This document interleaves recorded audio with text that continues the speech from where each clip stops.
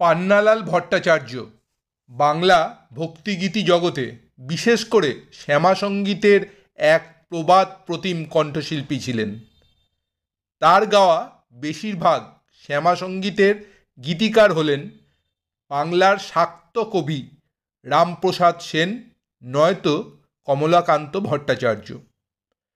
তিনি বাংলা গানের স্বর্ণযুগের স্বনামধন্য শিল্পী ধনঞ্জয় ভট্টাচার্যের অনুজ ছিলেন।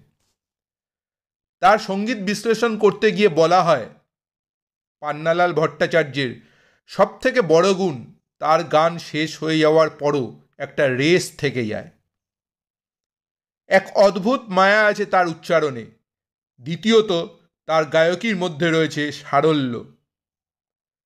দেবী দর্শন না করতে পাওয়ার অবসাদে, অতৃপ্তি নিয়ে তিনি আত্মহনন করেন 1966 খ্রিস্টাব্দে।